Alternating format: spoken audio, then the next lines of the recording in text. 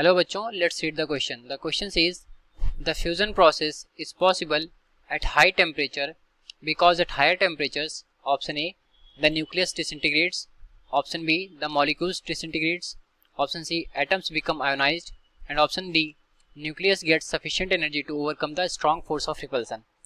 सो question में बोल रहा है कि जो फ्यूजन प्रोसेस होता है ये हाई टेम्परेचर पर पॉसिबल होता है. तो इसका रीज़न क्या है हमें बताना है. तो नोट डाउन करते हैं अपने यहाँ पर की कॉन्सेप्ट को. तो देखते हैं कि हमारे यहाँ पर की कॉन्सेप्ट क्या होगा. तो पहले देखते हैं कि थर्मोन्यूक्लियर फ्यूजन के होता क्या है एज अ की कॉन्सेप्ट. की कॉन्सेप्ट हमारा क्या हो जाएगा? Thermonuclear fusion. थर्मोन्यूक्लियर फ्यूजन, ठीक है.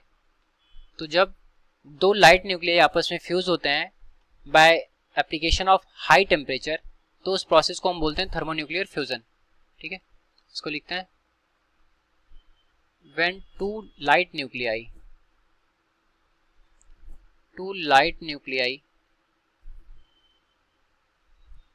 Fuse together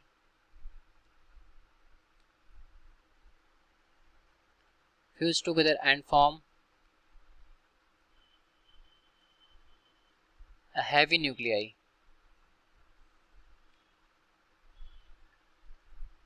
Then it is known as thermonuclear fusion. And it is known as thermonuclear fusion. Thermonuclear fusion का जो प्रोसेस होता है ये बहुत ही हाई टेम्परेचर पर होता है. तो इसके लिए जो टेम्परेचर की रिक्वायरमेंट होती है वो 3 × 10⁹ केल्विन के आसपास की रिक्वायरमेंट होती है.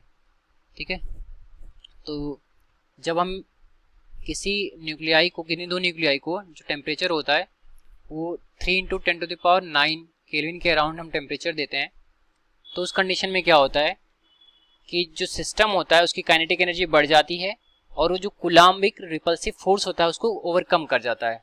ठीक है, जब हम इतनी टेम्परेचर प्रोवाइड करेंगे मतलब कि जो काइनेटिक एनर्जी हो जाएगी हमारे सिस्टम की वो कितनी हो जाएगी?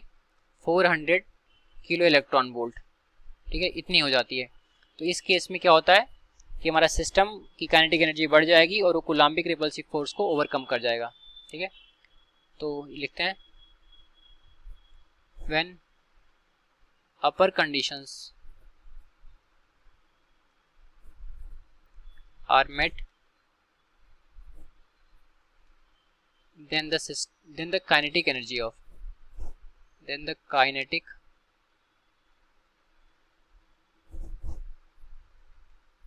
energy of system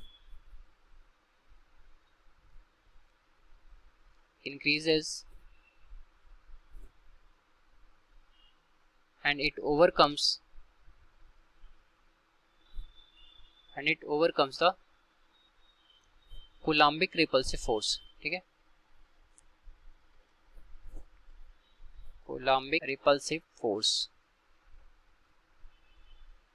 तो इसके अकॉर्डिंग अगर हम अपने ऑप्शन को मैच करें तो जो ऑप्शन नंबर डी है जिसमें बोला कि जो न्यूक्लियस है get sufficient energy to overcome the strong force of repulsion, ये करेक्ट होगा. Therefore option D is correct. तो ये रहा हमारे इस क्वेश्चन का correct solution. I hope you understood well. Thank you.